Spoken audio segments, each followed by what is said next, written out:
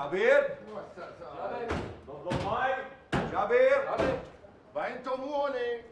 يلا معناتها ابو ليلى هات شغل لي بربيش المي.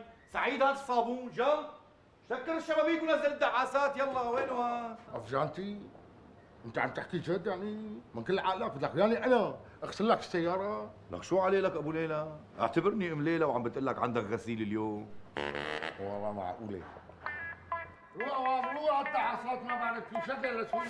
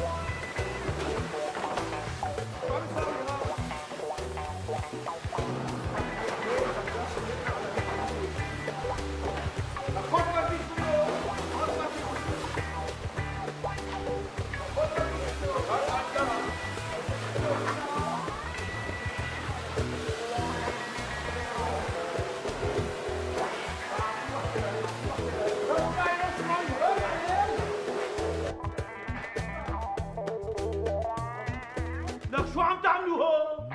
اهلين ضد المي شلونها؟ لك لا اهلين ولا سهلين، مين قد بتلعبوا بالعده؟ لك شو العده؟ كلياتهم بربيش وسطول، شو لعبنا لك نحن؟ لك انا جابر ضد المي، مو كل مين مسك بربيش صار ضد المي، ولا كل مين مسك ليفه صار جابر. شو بنا جابر روقنا؟ شي يا عيب الشوم عليك، يا عيب الشوم عليك، هذا بدل ما تقول له الحمد لله على السلامه لابو جانتي، جاي عم تفتح صنصاج عليه؟ ليش خير شو في؟ لك شو في؟ تشويك الشوايه، هلا طلع من الحبس لسه. ايوه شو هالحكي؟ يا ابو الملوك بيعرف. لك انا جابر ضد المي، عم تفوتوا على المغسل وتلعبوا بالعده؟ بعدين معك بقى جابر خلصنا. ايه خلصت مو على عيني. شو هالقصه معه هذا بقى؟ عقله وهو راكب. قوم عنا.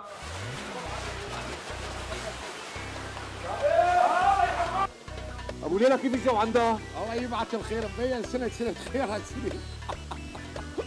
رش يا عبديش رش، يا ريتنا جبنا لنا شي كاسة شاي. عمتي لك يبعت لك قتلك نقستينا. يو هاتوا البشارة ابو جانتي هلا طلع وجاي على البيت. سعيد خبرني. لا